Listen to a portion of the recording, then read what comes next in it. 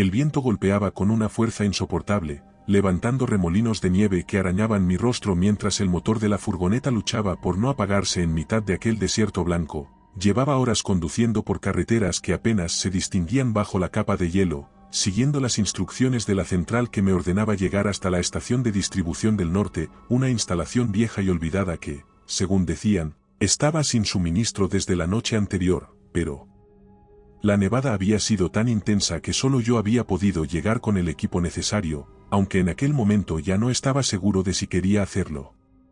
La radio crepitaba intermitente, soltando fragmentos de voces que el viento diluía antes que llegaran a mis oídos y pudiera entenderlas, y el frío se colaba por cualquier rendija de la ropa, cortando la piel hasta adormecerla. Sin embargo seguía avanzando, observando a través del parabrisas cómo las sombras de los eucaliptos y los pinos doblados por el peso de la nieve parecían inclinarse sobre la carretera, como si me vigilaran, como si supieran algo que yo aún no había comprendido, y cada kilómetro que pasaba me dejaba con la sensación de que estaba internándome en un territorio donde la nieve no era el peor de los peligros. Cuando por fin llegué a la entrada de la estación, el portón metálico de la verja estaba abierto, algo que no encajaba con los protocolos de seguridad, y a pesar de que lo primero que pensé fue que quizá otro técnico había llegado antes que yo, el silencio absoluto y la ausencia de cualquier rastro humano me hicieron entender que aquello no tenía sentido. Entonces apagué el motor y el mundo quedó reducido al crujido de mis botas sobre la nieve, un sonido que parecía demasiado fuerte, demasiado solitario, como si fuera lo único vivo en varios kilómetros a la redonda.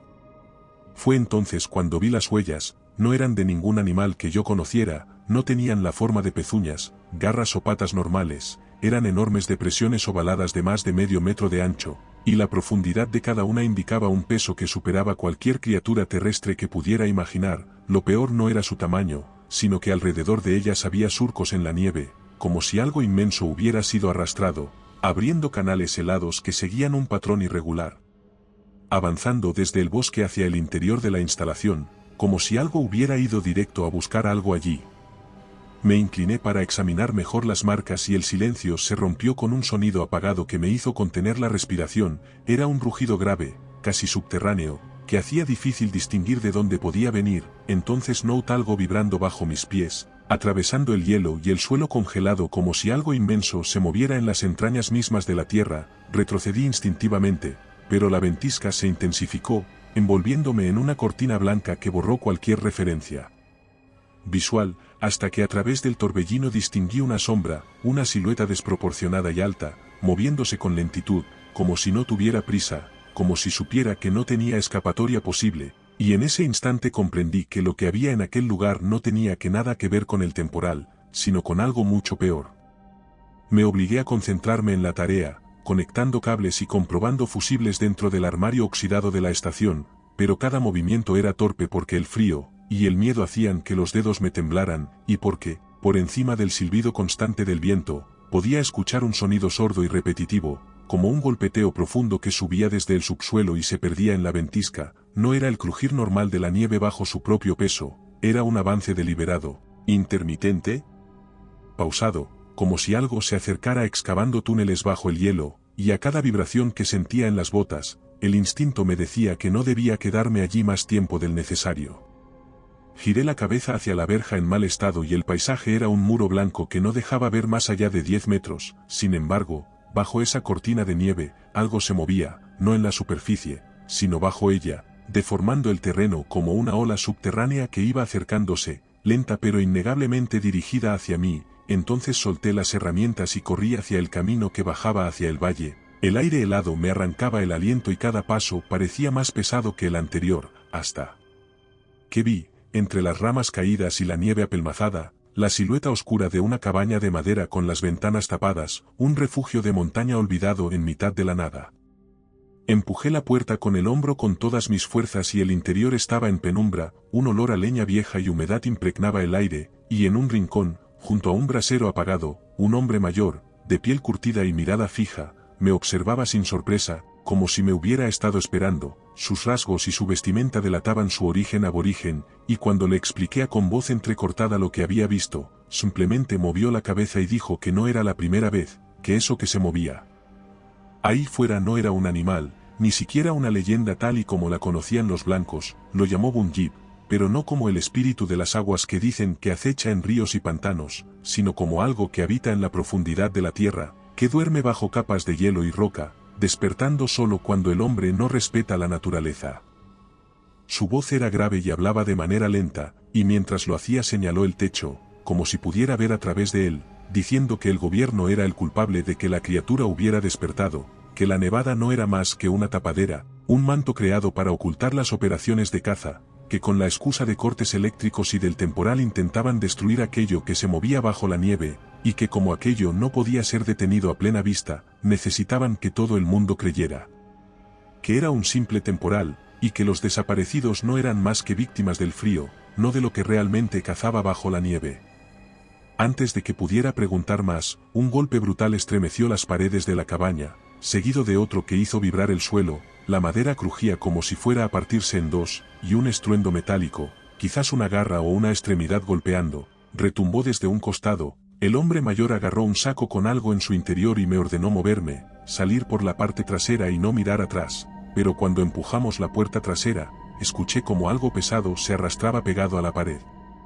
exterior, como si estuviera rodeándonos, como si supiera que íbamos a salir por aquella salida, y en ese momento supe que si nos quedábamos, no quedaría nada de nosotros. Salimos de la cabaña sin saber hacia dónde ir, el hombre mayor corría delante de mí, yo lo seguía con miedo a perderlo, la niebla dificultaba la visibilidad, el aire cortaba como cuchillas mientras corríamos entre los pinos inclinados por el peso de la nieve, cada paso me hundía hasta la rodilla y cada vez me costaba más respirar. Detrás de nosotros el crujir subterráneo avanzaba en línea recta, como si no le importara el terreno ni los obstáculos, y de pronto, entre la ventisca, comenzaron a materializarse figuras humanas, hombres altos cubiertos con trajes blancos y máscaras opacas, sin insignias ni marcas que los identificaran, portaban fusiles oscuros y cargaban cilindros metálicos que depositaban en el suelo para, acto seguido, liberar una nube espesa de vaho gélido que se expandía y se adhería a todo, borrando por completo el paisaje y convirtiéndolo en una niebla fría que no dejaba ver más allá de un par de metros, borrándonos el camino y sin saber hacia dónde ir. El hombre mayor me empujó hacia un lado, y logramos ocultarnos tras una roca cubierta de hielo, y desde allí vimos como uno de los hombres daba órdenes con gestos rápidos, señalando diferentes puntos mientras los otros activaban más de esos artefactos, haciendo que la temperatura descendiera aún más, con un frío que no solo venía de la nevada, sino de algo químico, artificial, como si estuvieran alterando el entorno para favorecer su cacería, y entonces el suelo tembló con una fuerza tan brutal que la nieve cayó de las ramas cercanas, los hombres se pusieron tensos y levantaron sus armas, pero apenas tuvieron tiempo de reaccionar, porque una masa oscura emergió de golpe desde debajo de uno de ellos, levantando un torbellino de nieve, hielo y fragmentos de tierra, y la figura fue engullida en un segundo, sin grito, sin resistencia visible, como si hubiera sido arrancada de la realidad. El caos se desató de inmediato, los disparos sonaron ahogados por la nieve y las siluetas de los soldados se movían como sombras distorsionadas dentro del vaho, corriendo en distintas direcciones, con los fusiles preparados, vi cuerpos siendo arrastrados hacia abajo y otros volando por los aires como muñecos de trapo. El hombre mayor me gritó algo que no escuché del todo y entonces corrí, sin rumbo claro, hasta que el terreno desapareció bajo mis pies y rodé ladera abajo, golpeándome con ramas, rocas y montículos helados, sin poder frenar, hasta caer en un claro profundo cubierto por un manto intacto de nieve, donde el único sonido era mi respiración agitada y el eco lejano de la masacre que había quedado arriba. Me arrastré hacia un grupo de arbustos y permanecí allí, encogido, durante horas que se me hicieron eternas. Llegó la tarde, y el cielo se tornó gris oscuro y luego negro, el frío se hizo insoportable, sentía el cuerpo entumecido, pero no podía dormirme, sabía que si lo hacía no despertaría. Me concentré en escuchar a través de las ramas de los arbustos, y varias veces creí escuchar el mismo rugido grave de la estación, pero no vi movimiento alguno, hasta que las luces de varios focos atravesaron la arboleda y un grupo de aquellos hombres me rodeó, sus armas me apuntaron, sus rostros estaban ocultos bajo máscaras que no mostraban expresión alguna, me levantaron sin decir nada y me llevaron entre dos hasta un vehículo, donde uno de ellos, con voz neutra, me advirtió que debía olvidar lo que había visto, que no había criatura ni operativo, que la tormenta había sido un fenómeno natural y que mi presencia en la zona se debía a un error administrativo. Me llevaron a una base rodeada de alambradas en medio del bosque, allí me dieron algo caliente, mientras un médico me examinaba, 2 soldados me acompañaban a todas partes, me hicieron firmar unos papeles donde aseguraba haberme perdido a causa de un temporal de nieve que redujo mucho la visibilidad. 3 días después estaba en mi casa, el temporal había cesado y las noticias aseguraban que no había víctimas, que la electricidad se había restablecido y que los daños eran menores. Mostré la misma expresión que cualquier vecino satisfecho, pero mientras me servía un café y miraba por la ventana, vi en el campo blanco y silencioso un bulto que avanzaba lentamente bajo la nieve, describiendo una curva perfecta hacia el bosque, sin ruido, sin romper la superficie, y supe que lo que cazaba bajo el hielo no se había quedado en las montañas. Si te ha gustado este relato, aquí tienes otro que te pondrá los pelos de punta. Si buscas historias más intensas, en nuestro canal de relatos largos te esperan narraciones de más de 1 hora. Y si quieres llevar el terror contigo, nuestro libro en Amazon tiene historias exclusivas. Buenas noches, desde Terreno Misterioso.